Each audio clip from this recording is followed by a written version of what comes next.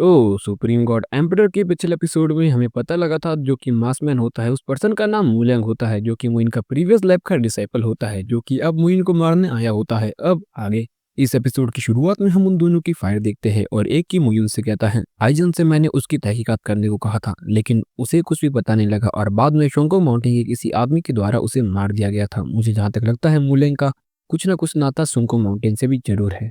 जिस पर मुइन उससे कहता है शुआनटान शुआन की वाइफ है जिसके पास बहुत छोटे मेरिडियन हैं और वो टिम्बर बुल्क नहीं हो सकता है और अगर वो यही है तो वो कैसे शू शाओ को मरते हुए देख सकता है शोंको माउंटेन के हाथों। ये नामुमकिन है, मैं ये चीज नहीं मान सकता हूँ। जिस पर एक ही मुइन से कहता है मैं तो सिर्फ गैस कर रहा हूँ, वैसे भी 100% ट्रू नहीं हो सकता है। जिसके बाद हम उन दोनों के बीच एपिक लेवल की फाइट फिर से देखते हैं और यहाँ पर कोई भी एक दूसरे पर भारी नहीं पड़ रहा होता है। उनके बीच दोनों का मुकाबला टक्कर का होता है। दूसरी तरफ हम शोंको माउंटेन की उन आदमियों को देखते हैं जो कि कहता है ये तो गॉड है ना, लेकिन कुशिंग तो गॉड के लिए कोई मैच नहीं होना चाहिए था, है ना। तभी हम मूलैंग को देखते हैं जो कि थोड़ा पीछे हट जाता है और कहने लगता है चलो मैं एक चीज तो मानता हूँ, तुम्हारी बटन हेवनली टेक्निक सच में एक्सट्रीमली डोमिनेटिंग है। जिस पर वो उससे कहता है वैसे भी ये lord of sea of bitters के द्वारा एक गिफ्ट है, एक ऐसी एग्जिस्टेंस जिनको हम कंपेयर कर सकते हैं युनजुन से। हाँ मैं एक चीज जरूर मानता हूँ, कुटियानजू जो कि उनके द्वारा बनाई गई थी वो सच में बहुत ज्यादा ताकतवर है। अच्छा वो मैं उसमें इतना ज्यादा अच्छा नहीं हूँ, वरना तुम कब के मारे गए होते।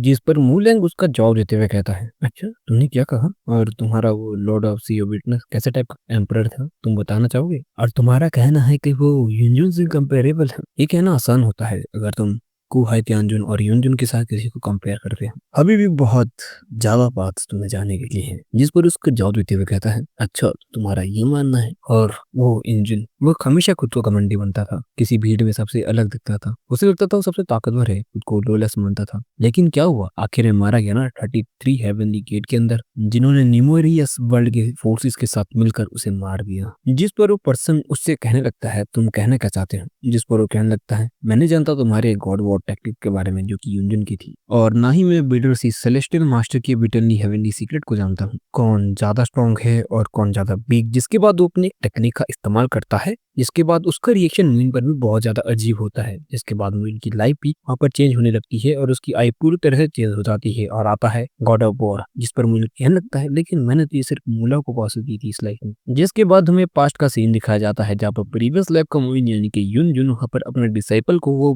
गॉड वॉर टेक्निक को पास करने लगता है और वो कहता है मेरे अच्छे डिसाइपल ये गॉड वॉर टेक्निक मेरे द्वारा क्रिएट की गई है सिर्फ तुम्हारे लिए, और जैसे ही एक बारी मैं तुम्हें ये मार्शल आर्ट टेक्निक पास कर दूंगा उसके बाद में एक फॉरबिडन स्पेल इसके ऊपर कास्ट कर दूंगा जिसके बाद वो कभी भी किसी और को पास डाउन नहीं हो सकती है। लेकिन उसके बाद तुम्हें भी इसके ऊपर एक फॉरबिडन स्पेल इस्तेमाल करना पड़ेगा और ये मार्शल आर्ट पूरे हेवन एंड अर्थ में सिर्फ दो ही लोगों को इसके बारे में पता होगा, एक तुम्हें और एक मुझे। चाहे एक दिन तुम्हारे मास्टर अपनी अपीयरेंस को चेंज करके भी क्यों ना आ जाए, चाहे तुम चेंज ही क्यों ना हो जाए, यह मार्शल आर्ट सिर्फ जानी जाएगी तुम्हारे और मेरे लिए। और चिंता मत करो, अगर मास्टर मारे भी जाते तुम ऐसा सोचना भी नहीं कि कोई भी इस मार्शल आर्ट को ढूंढ पाएगा, क्योंकि ये एकमात्र ऐसी चीज है जो तुम्हारे मास्टर तुम्हें देने वाले हैं। और मुइन फिर से प्रेजेंट में आ जाता है। जिसके बाद हम उस आदमी को देखते जो कहने लगता है ये एक स्पीच तो सच में बहुत ज्यादा पावरफुल है, कुतुआन जी सच में इंफीरियर होना चाहिए है जेनसाइन जू से। और जहां तक मैंने सुना है कि सिर्फ यून जी और उसका डिसाइपल मू लैंग के पास ये टेक्निक है,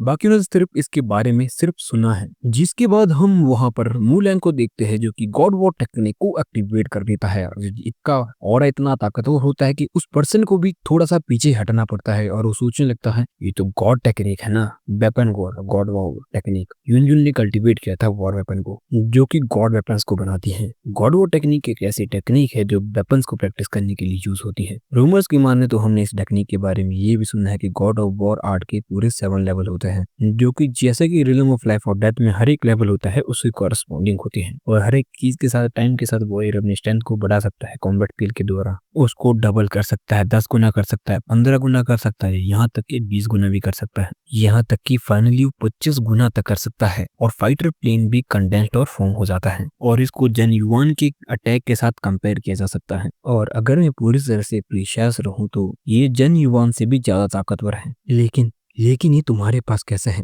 जिस पर मूलैंग उसका जवाब देते हुए कहते हैं मेरे पास कैसे है, वो युनजुन मुझे लगता था कि वो पैदाइशी ताकतवर है और वो एक गॉड ऑफ वॉर बना है, यानी कि युद्ध का देवता, उसने गॉड ऑफ वॉर बनाया। लेकिन आखिर में हुआ क्या, रिजल्ट हुआ कि उनकी अपीयरेंस की लक को क्रिपल कर लिया गया। उसको अपनी अपीयरेंस को चेंज करना पड़ा, एक मिजरेबल जिंदगी जीनी पड़ी। हजारों सालों की लड़ाई के बाद उसे फिर से जीना पड़ा। क्या वो अपने अपीयरेंस के दिल में उस क्रोध को समझ सकता है? लेकिन वो तो सिर्फ अपनी ग्लोरी को देखता है, अपनी प्रसिद्धि को देखता है। क्या वो समझ सकता है अपने अप्रेंटिस का दर्द? क्या वो समझ सकता है? और वो फाइनली अपनी टेक्निक को एक्टिवेट कर देता है। और ये देखने के बाद हर कोई वहां पर शॉक होता है और हर कोई उस लड़ाई को रोककर उस अटैक को देखने लगता है। यहाँ तक कि शंको माउंटेन और ब्लड अलायंस के सभी लोग, वहाँ पे जो मेजर अलायंस के लोग होते हैं, एल्डर्स होते हैं, वो भी नीचे आ जाते हैं। और वो कहता है अब तुम मरो। और ये देखने के बाद मुइन भी शॉक हो जाता है और इसी के साथ एपिसोड यहीं पर खत्म हो जाता है। और गाइस सच में ये अटैक इतना ज्यादा खतरनाक होने वाला है जिसको करने के लिए ही 2 मिनट का हाइप अप का टाइम लिया इन्होंने, तो मैं तो सोच भी नहीं सकता ये कितना खतरनाक अटैक होने वाला है लिटरली। और साथ में पिछले लाइफ का जो मुयून है उसने स्पेशली ये टेक्निक मुलैंग के लिए बनाई थी और इसको सिर्फ 2 ही बंदे परफॉर्म कर सकते थे। तो तुम सोच सकते हो कि कितनी ज्यादा ताकतवर टेक्निक है। यहाँ तक कि मुयून ने ये तक कहा था कि अगर हम अपनी अपीयरेंस चेंज करके भी आते हैं तब भी हम इस टेक्निक को नहीं सीख पाएंगे, क्योंकि उन दोनों ने ही उस पर एक फॉरबिडन स्पेल लगाया है। अभी तक हमें नहीं पता कि आप फॉरबिडन स्पेल दोनों ने ही लगाया था कि मुलैंग ने उसके ऊपर बाद में फॉरबिडन स्पेल नहीं लगाया। लेकिन रूमर्स की माने तो आपने सभी ने देख लिया कि कितना ताकतवर है अटैक। बाकी आपको एपिसोड कैसा लगा कमेंट में बताइए। बाकी मिलते हैं अगले एपिसोड में, कुछ के लिए tata, take care and bye bye. हाँ, अगला एपिसोड तुम्हें देखने को मिल जाएगा।